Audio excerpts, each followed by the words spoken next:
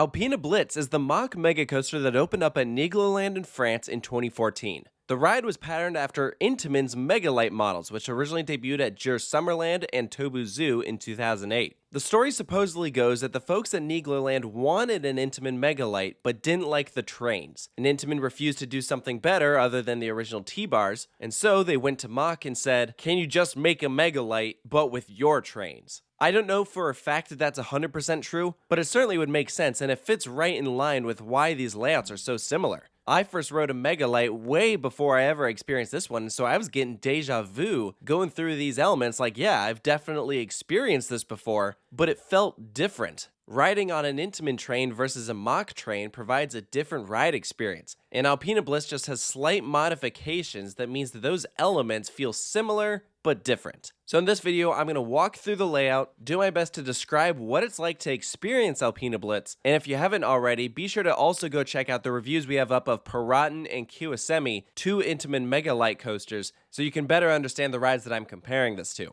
Now, first things first, what's really interesting about this ride is that actually it's a one of a kind. MACK technically has two mega coasters out there, but this is the only one that is patterned after Intamin's Mega Lite models. Their other ride, Storm at Etnaland in Italy, is a completely custom layout and also features an inversion. So this is really the only one out there like this. It's the headlining attraction at Nigloland, which is largely a family park, and so I think that's why they liked going with this style ride. It's not too tall, it's not too fast. Families are still going to be able to enjoy this thing. It's got a Swiss Alps theme, that's what they mean by Alpina Blitz, so it's like you're skiing down a mountain. There's some decorative props in the station, and I like how this whole building looks from the outside. Definitely looks straight out of Switzerland. When you climb board these trains, you have 16 passengers per vehicle. You'll definitely want to ride this in both the front and back rows. I'll tell you why in a second. It's got that over-the-shoulder lap bar design, so very comfortable seating position, no seatbelt or anything. And as soon as you leave the station, we have our first big change from an Intamin Mega Lite. Those pull you up with a cable lift, and here we have a chain. Still quick and efficient, and also really quiet, but it was interesting seeing that design difference on a ride like this. Now, Alpina Blitz is 6 feet taller than Piraten. We're looking at 108 feet versus 102 feet. When you take this first drop, you reach a max speed of 52 miles per hour, which interestingly enough is 1 mile per hour slower than an Intamin Mega Lite, 52 versus 53. So even though it's taller, it's not as fast. And that's going to be a repetitive theme here I'll get to in a second. This first drop, when you're sitting in the back row, yanks you really hard.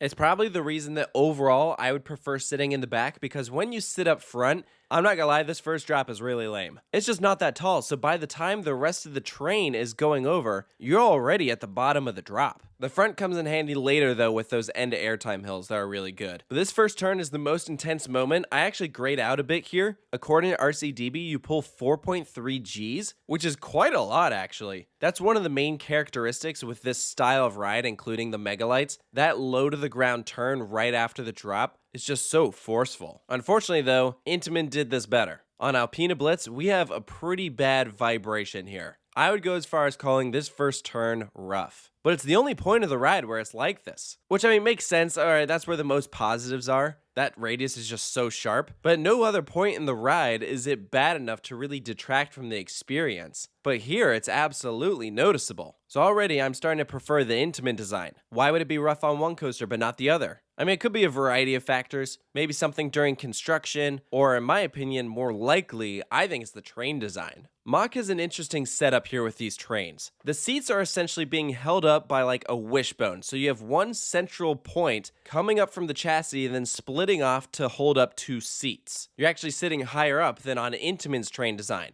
So what that means is that every imperfection is amplified. You're higher off the ground. It's the same reason why, like, when you sit on the outer seat on a wing coaster, it's rougher than if you were to sit on the inside seat. The closer you are to that point of contact, the smoother the experience. And you can see this on other MACK coasters too, such as Copperhead Strike, Icon, Helix. And frankly, I'm not sure why MACK hasn't done something about this, because it's not even as bad on their extreme spinning coasters. Some of those do have a shake to them, but it's a different design that I feel like is more effective. I know that MACK is capable of creating rides without a shake, so it's a shame that Alpina Blitz has one in this particular spot. But after this turn, we have this high bank underneath the lift hill. And this is, I think, another big difference between this and an Intamin Mega Lite. The pacing through this turn is a lot stronger on the Intamin version. You kind of crawl through this moment. It's at least better in the back because you're getting pulled through it, but you can just see in this POV after you reach that apex, you're just slowly dropping back down to the ground. Now, I will clarify that these on-ride videos that you're seeing were filmed at the beginning of the day with almost fully empty trains. When we went back later in the day and experienced the coaster, it was running faster,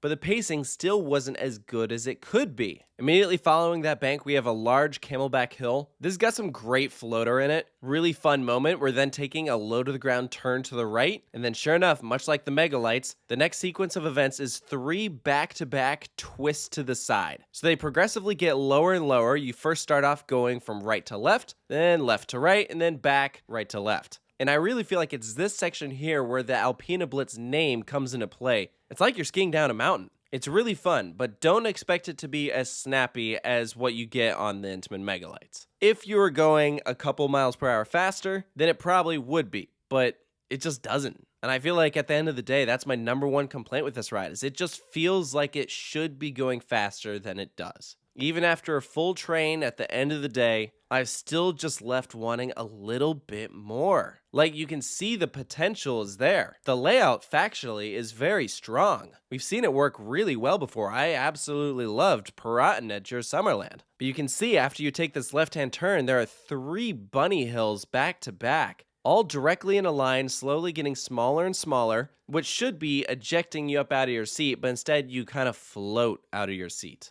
Overall, I definitely preferred the front row for these small bunny hills at the end, but then it still left me wanting more as I took that last turn into the brake run. It just feels like this coaster could be going out with a bang, but instead you just hit the brakes without that oomph. I actually said the same thing about Kiyosemite, so it's not just this one. The Intamin Megalite over in Japan also doesn't run as well as it could. So overall, it's not a super extreme ride. I have no doubt that kids would be able to ride it and enjoy it. It is very popular with families, which is definitely the goal with Nigloland. It's a family park. But having done a variety of roller coasters, I think Piraten for me is still king. So for Alpina Blitz's final score, I'm giving it a 7 out of 10. When I reviewed Piraten, I gave that ride an 8.5 out of 10. By no means is that a perfect coaster, but certainly I think it did some things better than this could. I think if you were able to fix the pacing and the vibration, that would go a long way. Because in its current state, I hate to say it, but Alpina Blitz is kind of forgettable. It's not a bad ride by any means, but there also wasn't really any oh wow moments about it, which is a shame. But MACK coasters have certainly gotten a lot better since this one. I'd be curious to see how this would ride if they did some slight redesigns and upgrades. I think it would make a big difference. But let me know down in the comments below if you've experienced Alpina Blitz at Nigloland. Post your thoughts down below if you think there's anything I missed or if you had a different experience. And of course, stay tuned for more roller coaster reviews here at Coaster Studios, and I'll see you next time.